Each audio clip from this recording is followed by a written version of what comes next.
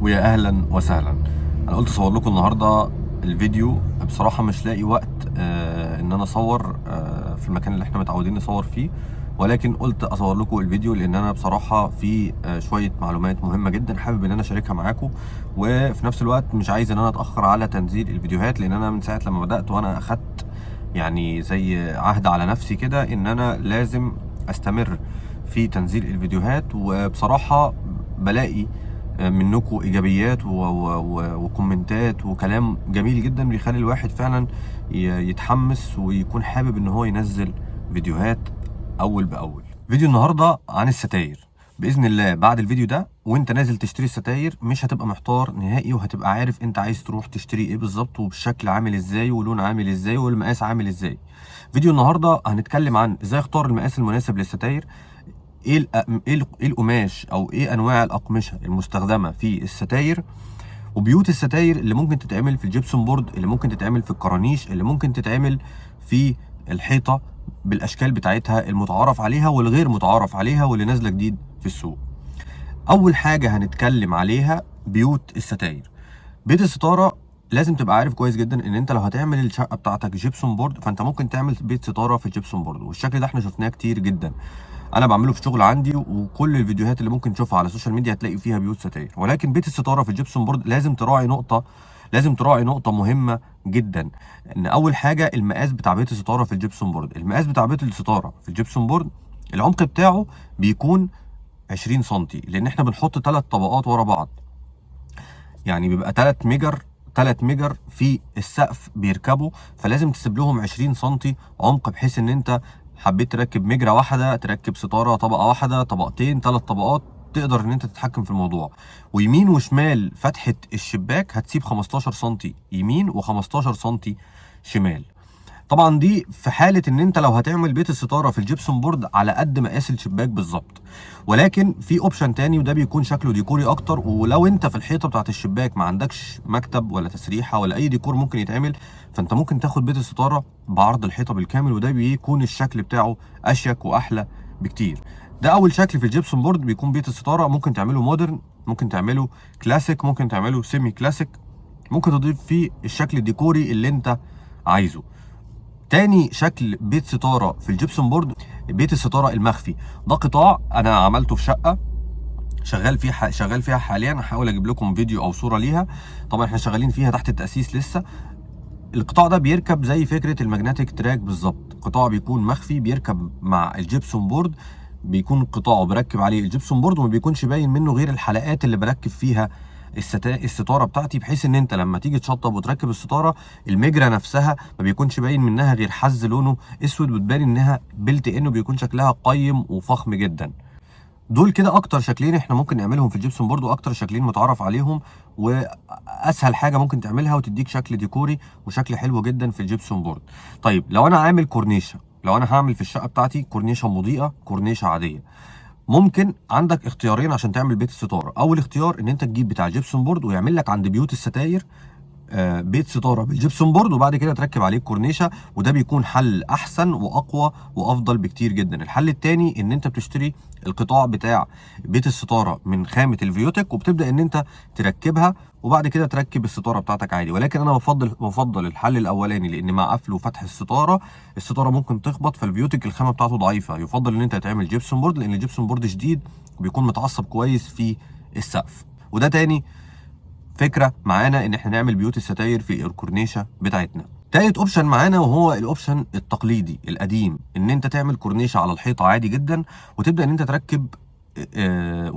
تركب الستاره بتاعتك من تحت الكورنيشه، تركبها على الحيطه. وده الحل وده الاختيار الوحيد او الاوبشن الوحيد اللي انت بتركب فيه الستاره على الحيطه.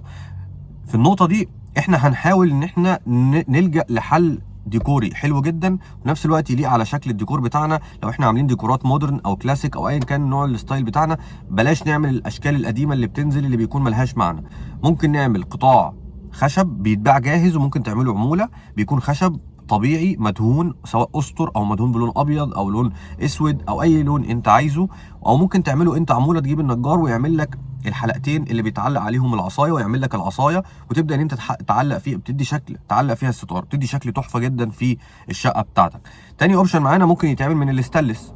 يعني احنا قلنا ممكن يتعمل من الخشب، تاني اوبشن ممكن يتعمل من الاستانلس، وتالت اوبشن اللي هو الاوبشن المعدن القديم، ولكن انا ما برجحوش. في اشكال كتير نازله في السوق شكلها مودرن وكويس، هحط لكم الصور بتاعتها تتفرجوا عليها، فعلا بتكون شكلها افخم واشيك، وفي نفس الوقت انت ما بتكونش عملت جبسون بورد، ولكن في المقابل حطيت حاجه على الحيطه بتاعتك تدي شكل حلو. طيب لو انا دلوقتي هختار المقاس بتاع الستار، ازاي اختار مقاس الستاره؟ بكل اختصار هختصر لك الموضوع في نقطتين. اول نقطه ان انت تجيب الستاره، لو انا عندي عرض الشباك بتاعي سي مثلا العرض بتاعه متر، يبقى انا هجيب الستاره هزود 15 سم يمين و15 سم شمال، بقى عرض الستاره متر و30. وطبعا ده عرض المكان اللي هتقعد فيه الستاره، احنا مش بنتكلم في حته ان انت ممكن تعمل الستاره بتاعتك الشكل الويفي، لان انت ساعتها هتضرب اصلا مقاس الستاره في متر في مره ونص او مرتين ونص كمان. لكن احنا بنتكلم في الحيز اللي الستاره لما هتبقى مقفوله هتبقى واخداه. لو انت هتعمل مقاس الستاره على قد الشباك بالظبط، هتزود 15 سم يمين و15 سم شمال، بحيث ان احنا لما نلم الستاره كلها كده او نلمها كلها كده، الستاره تكون محطوطه في مكان هي ملمومه فيه، وفي نفس الوقت انت واخد ومستفيد من فتحه الشباك بالكامل، الستاره ما تعوقش معاك فتحه الستاره. تاني اوبشن او تاني نقطه في اختيار مقاس الستاره، ان انت ارتفاع الستاره يفضل ان هي تكون من الارض للسقف، وتسيب من الارض سنتي او 2 سم بالكتير قوي، لا هي تبقى قصيره خالص ولا هي تبقى طويله ومدلدله على الارض. اي نعم في ديكورات في الكلاسيك بتقول ان احنا ممكن نخلي الستاره تلمس الارض، ولكن ده انا بقول ان هو في الاماكن اللي بتبقى طول الوقت فيها نظافه مستمره، لو في فيلل في نانا موجوده بتنظف الفيلا طول اول باول، فساعتها ما فيش قلق. ولكن احنا في شققنا العاديه يفضل ان انت تسيب سنتي او 2 سم من السيراميك او البورسلين اللي انت مركبه في الارض. طيب ايه انواع الاقمشه اللي مستخدمه في الستاير؟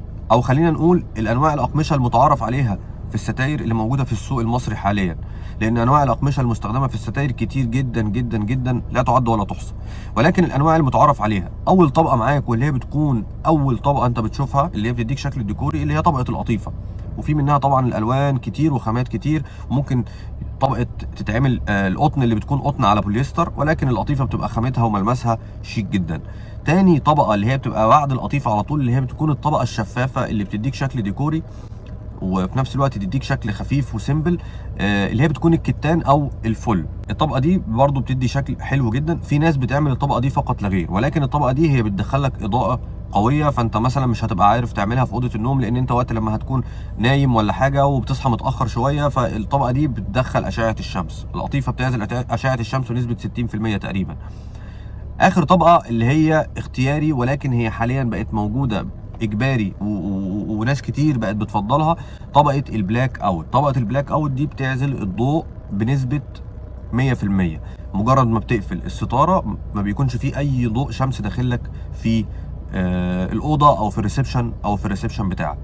طيب ده كده معناه ان انت هتعمل طبقه بلاك اوت، هتعمل طبقه كتان او فل بعديها في النص، وبعد كده هتعمل طبقه القطيفه اللي هي الطبقه الديكوريه اللي في الاخر. هل ده معناه ان انا لازم اعمل 3 طبقات؟ اكيد لا. حاليا في خامه نازله جديد وموجوده في كل المحلات، بتكون عباره عن طبقه من القطيفه وطبقه من البلاك اوت مدمجين مع بعض في خامه واحده، وبكده هتكون بدل ما هتعمل طبقتين فانت بقيت عملت طبقه واحده في الوش، ولكن سعرها بيكون غالي شويه.